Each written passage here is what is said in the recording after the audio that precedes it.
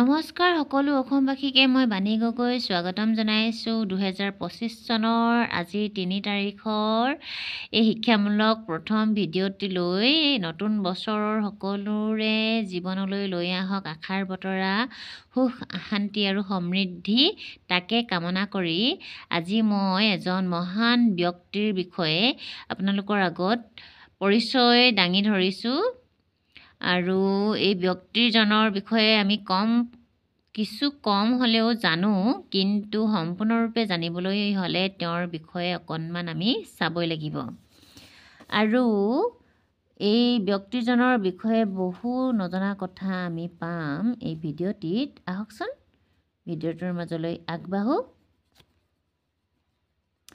মহাপুৰুষ শ্ৰী মাধৱদেৱ আৰম্ভণি এয়া আচলতে ৰচনা হয় ৰচনাখনকে মই আপোনালোকৰ আগত দাঙি ধৰিছোঁ মহাপুৰুষ শ্ৰী মাধৱদেৱ মহাপুৰুষ শ্ৰীমন্ত শংকৰদেৱৰ সকলো শিষ্যৰ ভিতৰতে শ্ৰেষ্ঠ আছিল শ্ৰী শংকৰদেৱৰ দৰে তেওঁ এজন বহুমুখী প্ৰতিভাৰ গৰাকী আছিল জন্ম বংশ পৰিচয় তেওঁৰ মহাপুৰুষ শ্ৰী মাধৱদেৱ 1411 শকত ইংৰাজী 1489 খ্ৰীষ্টাব্দত লখিমপুৰ জিলাৰ নাৰায়ণপুৰৰ ওচৰৰ লেটেকুপুখুৰী নামৰ গাঁৱত জন্ম হয় তেওঁৰ পিতৃৰ নাম ৰামকণা বা গোবিন্দ আৰু মাতৃৰ নাম মনোৰমা মাধৱদেৱৰ একমাত্ৰ ভনীয়েক উৰ্বশী গঞাপানীলৈ বিয়া দিছিল মাধৱদেৱ চিৰকুমাৰ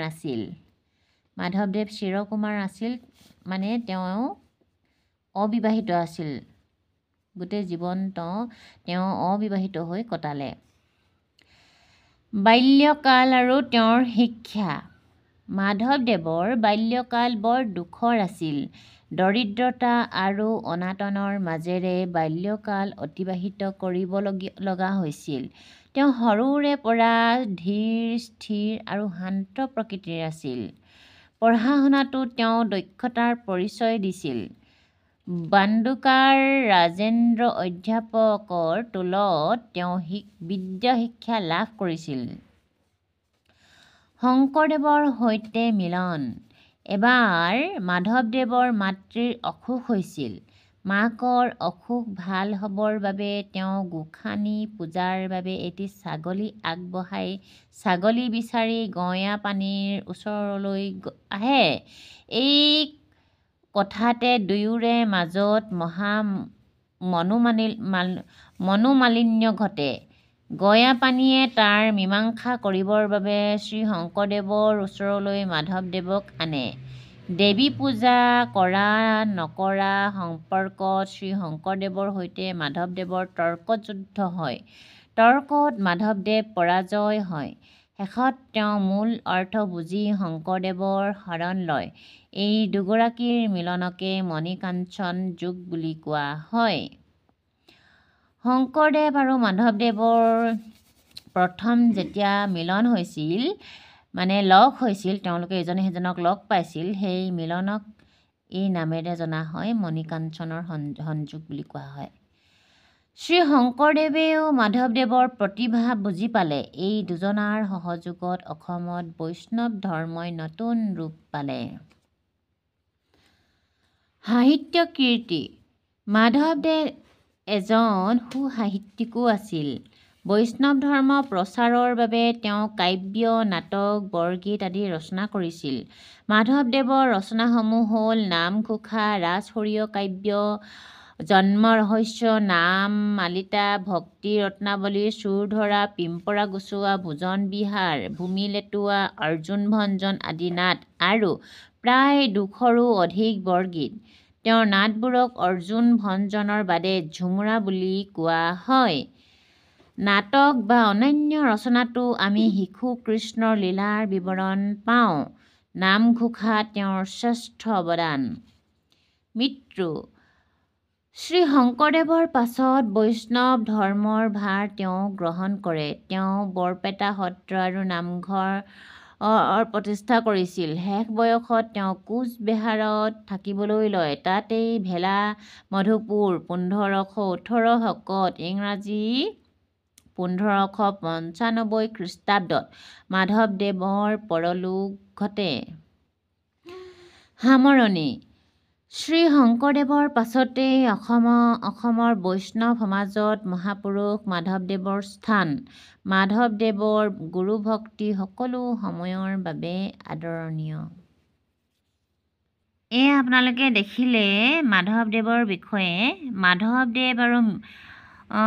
মাধৱদেৱ আৰু শংকৰদেৱৰ মিলনক মণিকাঞ্চনৰ সংযোগ বুলি কোৱা হয়। এই কথাটো বহুত ইম্পৰ্টেণ্ট। আৰু মাধৱদেৱৰ শ্ৰেষ্ঠ সাহিত্যকৃতি হৈছে নামঘোষা। এয়াও বহুত ইম্পৰ্টেণ্ট জানিবলগীয়া। আৰু মাধৱদেৱে যেতিয়া শংকৰদেৱক লগ পোৱা নাছিল তেতিয়া তেওঁ শাক্ত ধৰ্মৰ আছিল আৰু তেওঁ দেৱী পূজাৰ বাবে ছাগলী বলি দিবলৈ আহিছিল। নিজৰ জোঁৱায়েকৰ যি ঘৰত ছাগলী বিচাৰি আহিছিল, বিশেষকৈ গাঁৱত ছাগলী বিচাৰি আহিছিল মাকৰ অসুখ ভাল হ'বলৈ ছাগলী বলি দিবৰ বাবে। আৰু সেই কথাতে তেওঁৰ লগ হয় শংকৰদেৱৰ সৈতে। আৰু শংকৰদেৱ আৰু মাধৱদেৱৰ মাজত যিহেতু শংকৰদেৱ হৈছে বৈষ্ণৱ ধৰ্মী, তেওঁ বিশেষকৈ নামেৰেই সকলো সম্ভৱ বুলি গণ্য কৰে, ভগৱান সন্তুষ্ট বুলি গণ্য কৰা হয়। আৰু সেয়া বলি বিধান তেওঁ কেতিয়াও স্বীকাৰ নকৰে। এই কথাতে লৈ শংকৰ আৰু মাধৱদেৱৰ তুমুল তৰ্কযুদ্ধ হৈছিল। আৰু এই তৰ্কযুদ্ধত মাধৱদেৱ পৰাজয় হয় আৰু শংকৰদেৱৰ ওচৰত তেওঁ শৰণ লয় বা তেওঁ গুৰু বুলি স্বীকাৰ কৰে। আৰু মাধৱদেৱ আছিল চিৰকুমাৰ বা তেওঁ গোটেই জীৱন অবিবাহিত। চিৰকুমাৰ মানে তেওঁ গোটেই জীৱন অবিবাহিত বা ডেকা হৈয়ে থাকিল। তেওঁ কেতিয়াও বিয়া নকৰালে। তেওঁ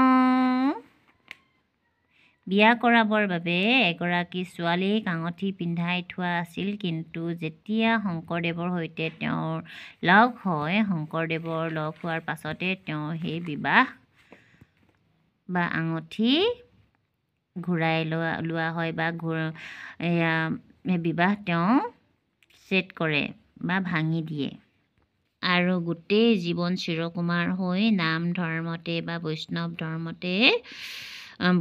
ধৰ্মতে নিজৰ জীৱন বিলীন কৰি তোলে আৰু সমাজৰ বাবে নিজৰ জীৱনটো উচৰ্গা কৰে। এয়াই মহাপুৰুষ শ্ৰী মাধৱদেৱৰ বিষয়ে। আৰু বহুতো তেওঁৰ বিষয়ে জানিবলগীয়া কথা আছে আৰু মই যিখিনি পাৰিলোঁ জনালোঁ আপোনালোকৰ মাজত। এইখিনি ভিতৰতে যদি কিবা ভুল দেখিছে আপোনালোকে ক্ষমা কৰিব আৰু জনাই দিব। আৰু আজিলৈ আহিছোঁ তেনেহ'লে। ভিডিঅ'টো যথেষ্ট দীঘলীয়া হৈ গৈছে। নতুন এটা ভিডিঅ'ৰ সৈতে পুনৰ লগ পাম। ধন্যবাদ। জয় আই অসম।